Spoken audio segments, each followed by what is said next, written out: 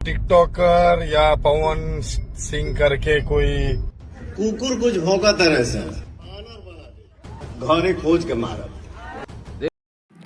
देखिए भाई, यहाँ पे बाबा खान जो पवन सिंह को लेकर अभी सोशल मीडिया पर ट्रेंडिंग पे आए हुए हैं और ये पवन सिंह को टिकटॉकर या यूट्यूबर समझकर इससे पंगा ले लिए हैं।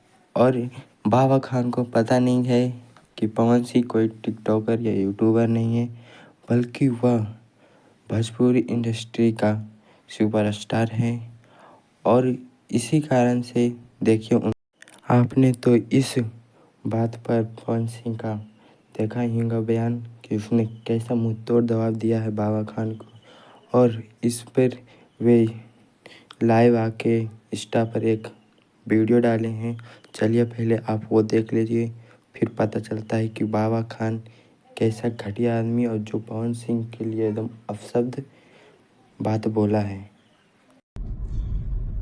मेरे भाई, कोई टिकटॉकर या पवन सिंह करके कोई सुपर स्टार मूवी का है भोजपुरी, तो बोले मैं महाराष्ट्र में रहूंगा, मराठी नहीं बोलूंगा, चाहे जो हो जाए, मर जाऊंगा लेकिन मराठी नहीं बोलूंगा। तो ये गधा और पागल इंसान है, सेंस नहीं है। इसको हीरो कौन बना दिया मेरी समझ में नहीं आता। अगर महाराष्ट्र में तुम मराठी सीखोगे तो तुम्हारी शिक्षा बढ़ेगी। बोलने नहीं आता है तो सीखने में हर्ज भी क्या है, सीख लो, एक लैंग्वेज का इजाफा होगा तुम्हारे अंदर। और जहां मराठी बोलना है बोलो, जहां मराठी नहीं बोलना है मत बोलो, लेकिन सीखने में आपत्ति क्या है। अगर महाराष्ट्र अपनी संस्कृति की इज्जत करता है तो हम महाराष्ट्र की संस्कृति की बेइज्जती करोगे। पवन स्टार है, कौन सा स्टार है रे तू ढिल्ले। दूसरी बात याद रख, राज ठाकरे को जो चॅलेंज करता है ना, मुंबई कोल्यांची आहे, हा फारस्यांची आहे आणि मियाँ भाईंची है। एक मुंबई के अंदर हम लोग रहने के बाद हम लोग मराठी बोलते हैं, बराबर है ना। कहीं पे भी जब तुम काम करोगे, मराठी लैंग्वेज अगर तुमको आती है तो उसमें आसानी होगा किसी किसान से बात करने में, बीएमसी, डीएमसी, पुलिस स्टेशन, सब जगह बात करने में, समझे। बाबा खान के इस बयान के बाद बाबा खान का एक और बयान आया था, पहले आप वो सुनिए फिर आपसे हम बात। तो मुझसे बात करो कि तू मुझे ठोकता है क्या, मैं तुझे ठोकता है। बाबा सिद्दीकी के मैटर को उठा लिया है क्या, रामगिरी और नितेश राणे के मैटर को दबा दिया क्या, वो चूतिया भाड़े का सफारी पहन के आके एंकर पे ये देखिए टाई फिश। तो याद रखो, किसी गिंदड़ या चूहे को नहीं मारने आ रहे तुम।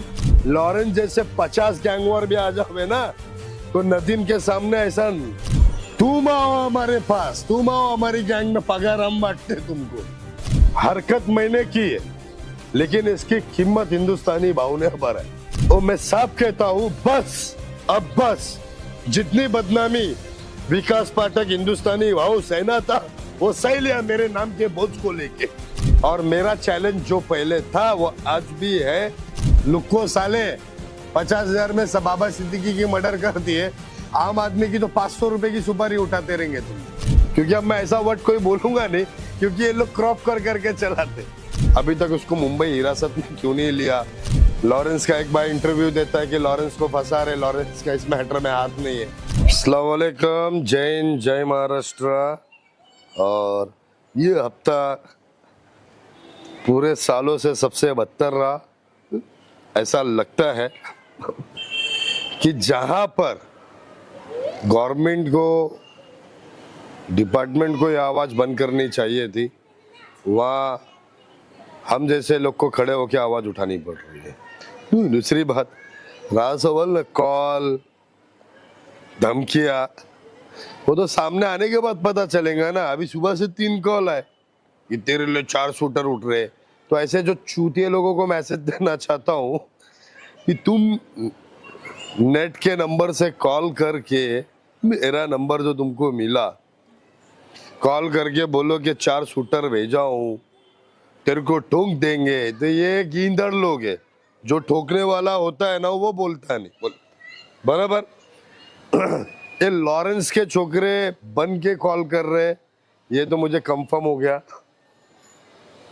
और रहा सवाल, जो मुझे ठोकने की सोचेगा वो स्पॉट पे देखेगा कि तू मुझे ठोकता है क्या मैं तुझे ठोकते है ना। मर्द वाले काम करने का, हिजड़े वाले नहीं। ये जवाब हो गया। तुमको क्या बाजारू दिखता है क्या, जिसके मन में आओ ठोक के जाएगा। मैं देखो एक बात बोलता हूँ तुमको, मुझे है ना ये कॉल में जरा भी है ना सच्चाई नहीं लगी, क्योंकि मैंने कॉल डाला। क्रिमिनल्स लोग गाली नहीं देते, ये चूतिए बराबर। गोल्डी बरार ने बोला गैंग में आ जाओ। एक आर्मी वाला है वो बात किया मुझसे, संपत उसके लिए। एक शैतान है, शैतान सिंह नाम का है, वो बात किया। वो बोलता है कि अनमोल तेरे को फोन करेगा और अनमोल तेरे लिए रेडी है। तो मुझे मालूम है ना कि अनमोल किधर बैठा है, और किधर है। अभी देहरा में बैठा है। अनमोल तू देहरा दुबई में बैठा है ना, कौन से होटल में बैठा है ये भी मालूम है। नहीं समझ गया, तू किस लिए आया, क्या करने आया, सब मालूम है मेरे को।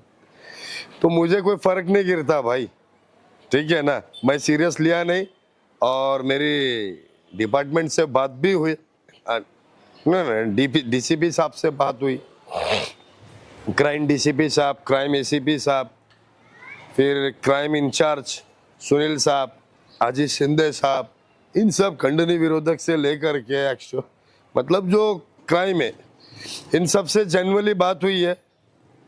तो उनसे बात होने के बाद में मालूम पड़ता है कि अगर क्राइम वाले ने इस बात को सीरियस नहीं लिया तो इसका मतलब है कि वो नॉर्मल है, नॉर्मल ही है, नल्ले लोग ही होंगे। अगर सीरियस होता तो फिर शायद उन लोग ले लेते एक्शन आगे। अच्छा, आपको मैंने लाइव वीडियो में भी देखा है कि आप खुली चेतावनी देते हैं लॉरेंस गैंग को कि अगर दम है तो आ जा, लेकिन इन केस अगर वैसी सिचुएशन आई तो आपका क्या कदम होगा? या तो वो मारेगा या तो मैं मारूंगा। अगर ऐसी सिचुएशन आई तो या तो वो मारेंगे या तो मैं मारूंगा, पीछे तो नहीं हटूंगा। क्यों मालूम है? क्योंकि लोगों की ऐसी सोच है, ये मारने वाला सिर्फ मारना जानता है, वो ये नहीं समझ सकता क्या वो भी मरेगा। ऐसा सोच क्यों है लोगों का? तुम देखिए, इस कहानी से हमें केवल एक ही सीख बाबा खान ने पहले छोटे छोटे टिकटॉकरों और यूट्यूबरों को छेड़ा था, तो वो छोटे होते थे इसलिए वो, और ये बाबा खान विलन टाइप का आदमी है तो वो कुछ नहीं बोलते थे। पर उनको पता नहीं था कि पवन सिंह कोई यूट्यूबर या टिकटॉकर नहीं है, बल्कि वह भोजपुरी इंडस्ट्री का एक जाने माने स्टार है। और पवन सिंह का एक फैन ने बाबा खान को जवाब देते हुए एक वीडियो चढ़ाया है, पहले आप वो देखिए, तो फिर आप सही बताना कि पवन सिंह के फैन ने जो बात बोला वह सही है या गलत, कमेंट में बताना। विशाल भैया आपने उसको अच्छे से कुछ जवाब नहीं दिया और कुछ उल्टा सीधा नहीं बोला। उसके लेवल में और हम लोग के लेवल में जमीन आसमान का डिफरेंस है। पवन भैया का लेवल बहुत बड़ा है। मैं तो इस पे वीडियो बनाने वाला था ही नहीं, लेकिन आप लोगों ने इतना मैसेज कर दिया, इतना ज्यादा हर कमेंट पे आकर के, हर पोस्ट के कमेंट पे आकर के विशाल भैया वीडियो बनाइए, तो मैंने आप लोगों के लिए बना दिया। नहीं तो इसका कोई, पवन भैया का कोई लेवल नहीं है इस इंसान से, ठीक है। तो इसको भूल जाइए आप लोग। ये अगर कुछ भी बोल रहा है ना तो उसको इग्नोर कीजिए। सोचिए कि ये कोई एक इंसान था, उसको दिमाग कम था, वो बोल के निकल गया, और इग्नोर कीजिए। क्योंकि हमारे पास बहुत सारा काम है, आपके पास बहुत सारा काम है, इन लोगों के पास नहीं है। तो जस्ट इग्नोर।